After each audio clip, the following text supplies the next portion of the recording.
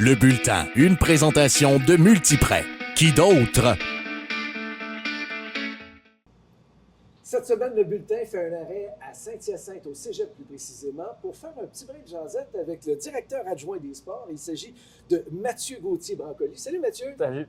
Mathieu, lorsqu'on parle du Cégep de Saint-Hyacinthe maintenant, automatiquement, on pense aux lauréats. Pourquoi exactement? On pense aux lauréats. Il faut se ramener, les lauréats existent depuis très, très longtemps. Avant d'être les lauréats, il faut que je te dise, on a déjà eu un autre nom au Cégep. Okay. On s'est déjà appelé les Titans. Il y a déjà eu du football jadis, il y a bien longtemps, dans les années 70, avant qu'on devienne les lauréats. Pour répondre plus précisément à ta question, je pense que les années marquantes dans notre histoire débutent au début des années 80. Alors que Clément Jodoin, que tu connais bien, l'ancien entraîneur adjoint des Canadiens de Montréal, pour ne pas le nommer, a dirigé deux équipes championnes canadiennes au hockey collégial, 82-83 et 83-84. Le stade LP Gaucher à Saint-Hyacinthe était complètement plein. C'était du hockey de grande qualité et je pense que c'est là que le nom des lauréats a commencé à se faire connaître dans l'écosystème sportif collégial au Québec. Bon, il y a eu l'équipe de hockey dans les années 80 qui ont connu énormément de succès. Au cours des dernières saisons, il y a une équipe de football également qui a fait parler d'elle.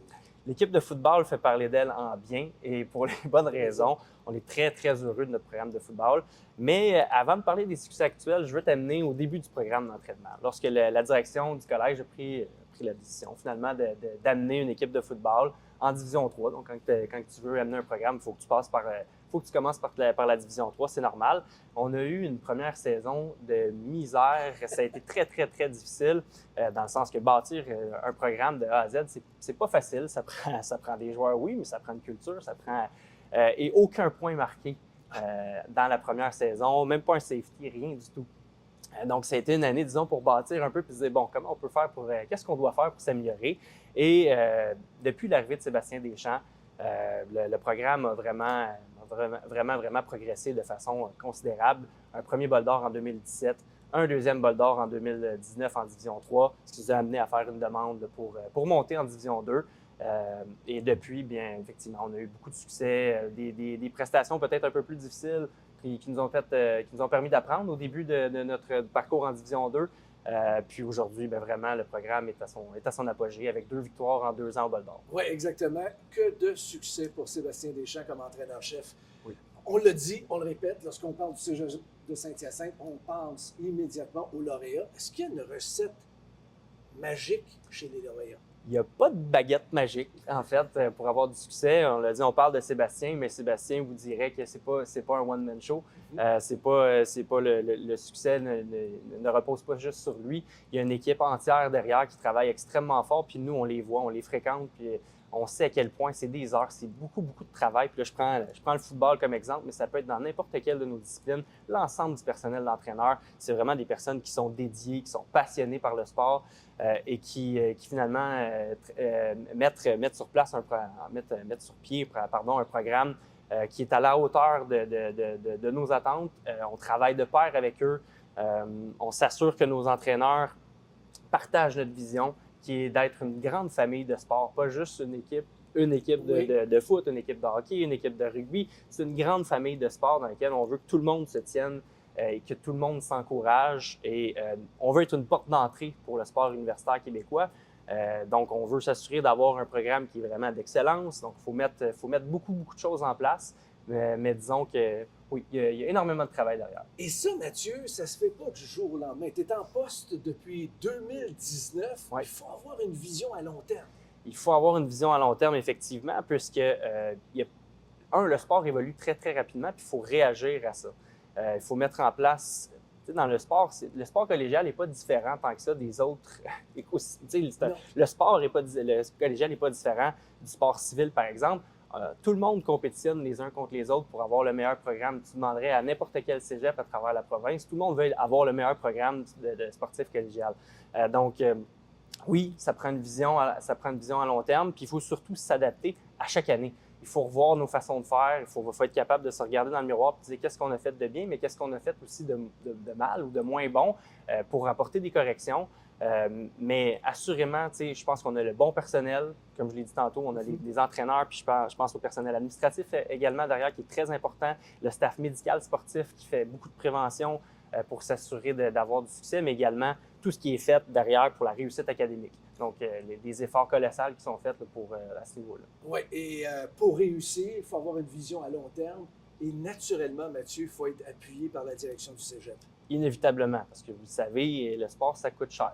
Ouais. Puis, on vit tous dans le même bateau. On est dans une ère qui est plus difficile pour le financement, pour le financement des... On n'est pas différent dans le réseau de la santé. Il y a des coupures, on les vit et on doit s'adapter puis naviguer là-dedans, essayer de trouver des façons de préserver un bon service, des standards de qualité et d'excellence. Donc oui, il faut être créatif puis il faut avoir un support, puis on est chanceux, on est privilégié de l'avoir ici à Saint-Hyacinthe.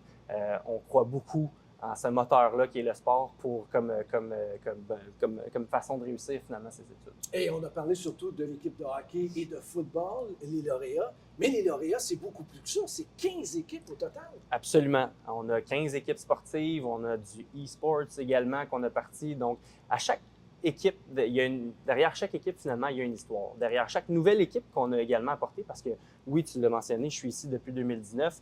Il y avait des équipes qui étaient là avant, qui ne sont plus là aujourd'hui. Il y a des nouvelles équipes qui sont là aujourd'hui. Quand je dis de s'adapter puis de voir qu'est-ce qu'on a dans notre marché, finalement, ici, c'est d'être en contact direct avec notre clientèle qui suit au secondaire. Donc, les ajouts qu'on a faits dans les dernières années, le rugby, le basketball féminin, on a ajouté du golf.